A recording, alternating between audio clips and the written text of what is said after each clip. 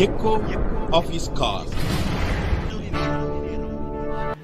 நமது ஆண்டவரும் இரட்சகருமாகிய இயேசு கிறிஸ்துவின் நாமத்தில் உங்களை அன்புடன் வாழ்த்துகிறேன். మన ప్రభువు రక్షకుడైన యేసుక్రీస్తు నామం నందున మిమ్మల్ని అందరినీ ఆహ్వానిస్తున్నాను. நீங்கள் நலமாக இருக்கிறீர்கள் என்று நம்பி நான் ஆண்டவரை நன்றியோடு துதிக்கிறேன். మీరందరూ క్షేమంగా ఉన్నారని నమ్మి ప్రభువుని నేను స్తుతిస్తున్నాను. தொடர்ந்து உங்களுக்காக நாங்கள் ஜெபம் பண்ணுகிறோம். మేము మీకోసం ప్రార్థన చేస్తూనే ఉన్నాము. நீங்கள் நம்முடைய ஊழியங்களுக்காக ஜெபம் பண்ண வேண்டும் என்று வேண்டிக் கொள்கிறேன். మీరు కూడా మా పరిచర్య కోసం ప్రార్థన చేయాలని వేడుకుంటున్నాను. 1 ராஜாக்களின் புஸ்தகம் 17ஆம் அதிகாரம் 4ஆம் வசனம் எழுதமாக சொல்கிறது. 1 రాజుల పత్రిక 17వ అధికారం ఇలా సెలవిస్తుంది.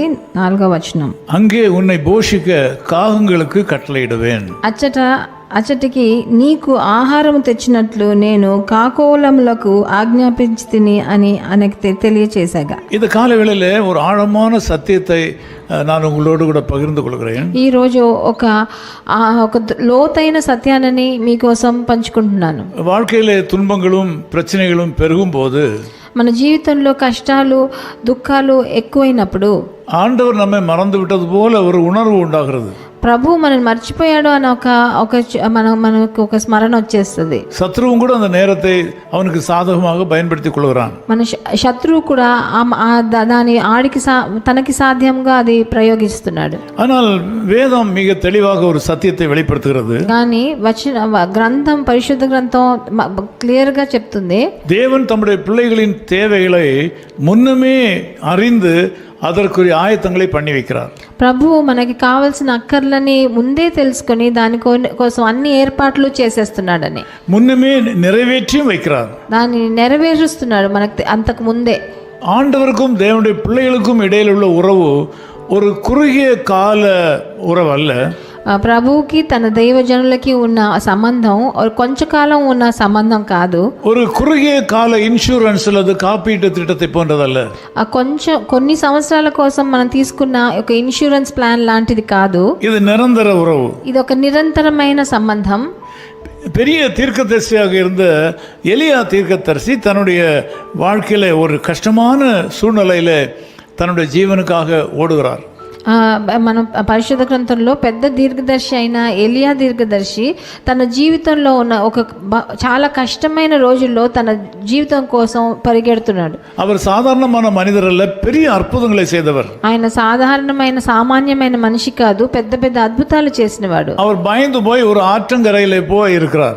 ఆయన భయపడి పోయి ఒక చెరువు దగ్గర పడుకున్నాడు. அங்கே மறைந்து இருக்கிறார். అక్కడ అందరికి ఎవరికి కనిపించకుండా దాక్కున్నాడు. தேசத்திலே பஞ்சம்.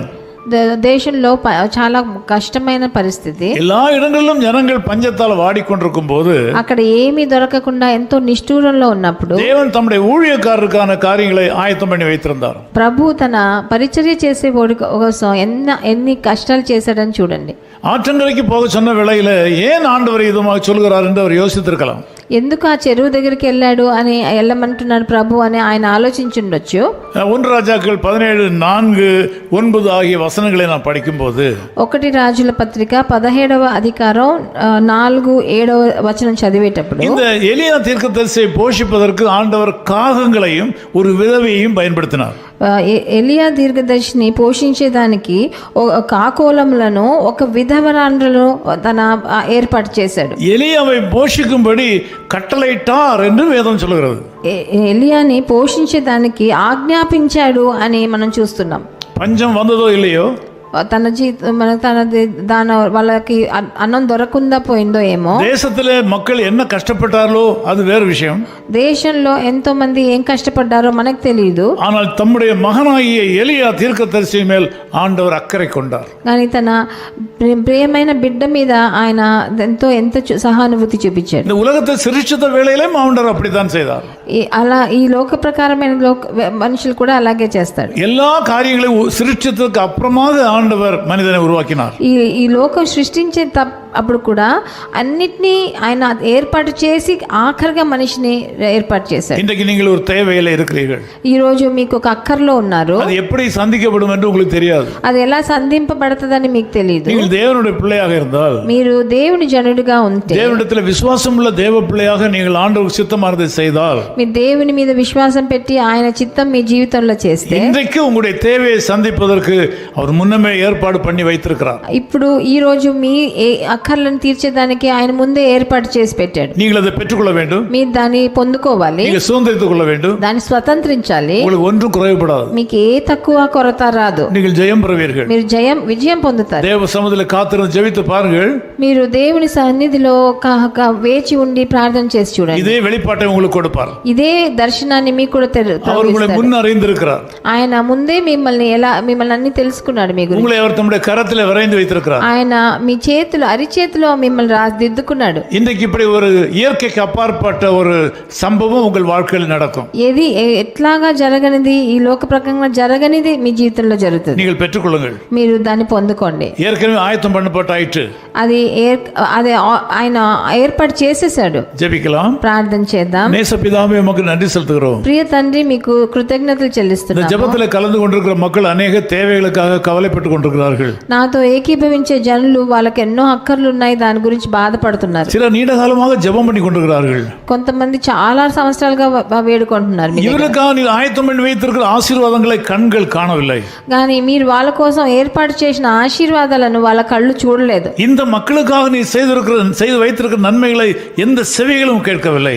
మీరు వాళ్ళ కోసం ఏర్పాటు చేసిన మంచి విషయాలని ఏ చెవులు వినలేదు. உமக்கு தான் தெரியும். మీకే తెలుసు. முன் அறிந்தவர், మీకు అన్ని తెలుస్తుంది. முன் ஏற்பாடுகளை பண்ணுகிறவர். మీరు ముందే ఏర్పాటు చేసేదే. பஞ்சம் வருவதற்கு முன்னாக எலியா தீர்க்கதரிசியினுடைய பசியை ஆற்ற திட்டம் பண்ணின தேவன். ఆ పంచకాలం వచ్చే ముందే ఆయన ఆకలి ఎలా తీర్చాలో మీరు ముందే ఏర్పాటు చేసి இந்த ஜெபத்தில் கலந்து கொண்டிருக்கிற இந்த சகோதர சகோதரியோட வாழ்க்கையில இவருடைய தேவையை நீ ஏற்கனவே பூர்த்தி பண்ணி வைத்திருக்கிறதற்காக உமக்கு ஸ்தோத்திரம். నాతో ఏకీభవించే సహోదరికి మీరు ఏర్పాటు చేసిన మంచిని వాళ్ళు చూసేదానికి వాళ్ళకి సహకారం చేయండి. ఆశీర్వాదங்களை பெற்றுக்கொள்ள கிருபை தாரும். వాళ్ళు ఆ ఆశీర్వాదాలను వాళ్ళ జీవితంలో స్వతంత్రించడానికి వాళ్ళకి సహాయం చేయండి. యేసు క్రీస్తువిன் నామத்தில் ஜெபிக்கிறோம் பிதாவே. ప్రభువైన యేసుక్రీస్తు నామమునందు వేడుకుంటాం తండ్రి. ஆமென். ఆమేన్. முன்னறிந்தே என்னை அழைத்தீரே, முதற் பேராய் நீரிருக்க.